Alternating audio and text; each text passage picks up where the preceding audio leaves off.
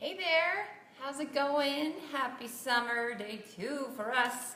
I know some people are getting out of school today, but we're on day 2 and we sort of had a lazy day of catching up on things, and kids watched way too much TV. But you know, those days happen. But our goal this summer is to really cut back on screen time because we've definitely been letting it slip a little bit. Oh, my connection isn't great, but so hopefully it stays on there. But so we're trying to crack down on screen time and find other ways to, spend our time. And one of our strategies this year is going to be a little bit more heavy focus on responsibilities and chores, and that those have to be done in order to receive the perk of screen time. So that is going to be part 2 of my mom's guide to surviving summer break. And so for those of you who don't know me, I'm Alexis. This is my sweet daughter Riley, who's down here. Sorry. My page here is Alexis Co-Achiever Health and Fitness RX. Health and fitness because it's my passion, and that's what I love to talk about most.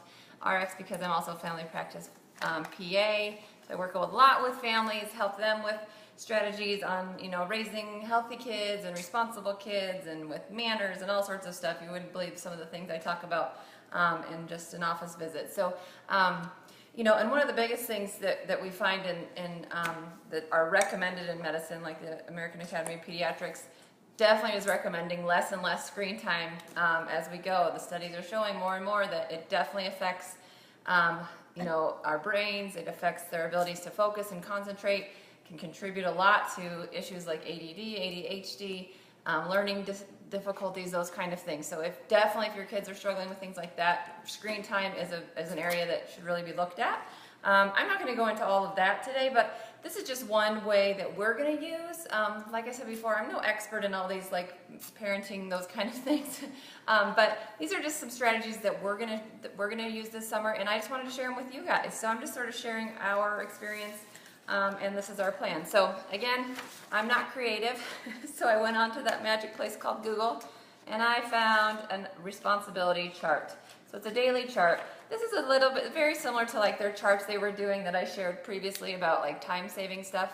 So it's similar to those, but this is going to be specific to their summer responsibilities, and they're going to be able to check them off each day. We're going to laminate them, and in order when they do that, there's going to be some certain perks. And so basically, that would be my suggestion, is based on how old your kid is, they're able to do different kinds of responsibilities. Mine are the age where they can do a lot of things around the house, and we actually have only recently started requiring them to help a lot more around the house with things like dishes or laundry or things like that. They've always had to like clean their own rooms and things, but we're trying to start having them do other things to support the household, walking the dog, cleaning up after the dog, that kind of thing. So we're putting it in writing. Again, if it's not in writing, it's hard to keep us accountable. We're putting it in a place where we can see it. Remember, you set your goals, put them where you can see it, and then you have a way to track it.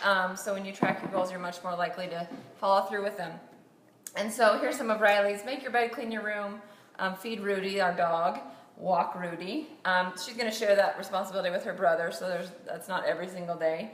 Empty dishwasher, read. So also you can include those educational things in there. Read for 30 minutes, do some workbook work or math work, and then her other household chore is sweep the kitchen.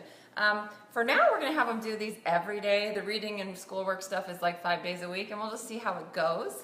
But the key is going to be that all of these things need to get done before they do screen time or play dates. So this is going to be our goal as we start out. I'm not sure how that's going to go, but in my experience, when we try and push chores and things like that to the end of the day, we often are too tired, or there's more whining involved, that kind of thing. So our plan is, if we get them done first thing in the morning. I don't know if you've ever heard of that book called Eat That Frog. It's kind of the premise of, if you do the biggest, dirtiest, ugliest thing first thing in the morning, you eat that biggest, ugliest frog first thing. The rest of the day is easy. So if they can get these few things done first thing in the morning, they have the rest of the day to enjoy and play and have their screen time. And then we're also going to talk about incorporating a reward system for when they do complete their tasks. Because, who likes to work without pay or without reward? I definitely don't. So Yes, I know there's a lot of people that say, yeah, chores are part of being part of the family and that kind of thing. But, you know, we also are trying to teach our kiddos, your head's in the way. We're also trying to teach our kiddos, you know, responsibilities and, you know, kind of how it is in the real world. And in the real world, we tend to work for money or for some sort of reward. So we are going to do a reward system in form of allowance. And you know, our thought here is, you know, if they get them done, they have to get everything done though to get their weekly allowance. And it'll be at the end of the week, they've got to have all their checks marked.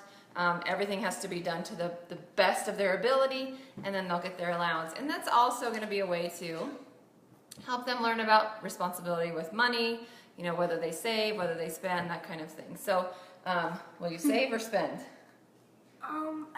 You're a good saver. But I don't know how much we would get a week. So well, we'll have to discuss that. We haven't haven't decided that yet. $50 a week. I'd be like, I don't think it's gonna be $50 a week. well, Nice try. So anyway, there's my tip on chores and allowance. I found these pretty ones on Google. We're gonna take them over to the office store and have them laminated so we can use dry erase markers to check them off. And I don't know, I mean, what do you guys do? Do you do allowance, and what kind of responsibilities do your kids have? Do they help with more things around the house? Let me know. I would love to hear what you're doing because, like I said, I'm no expert. I'm just kind of trying to make this summer the easiest one there is by setting expectations right off the bat. So I hope those tips were helpful to you. If they were, be sure to share them or, you know, tag your friend here if you think these are some good ideas to share with someone. And I'll be coming back with more tomorrow. And I hope you have a great day, and we'll talk soon. Take care.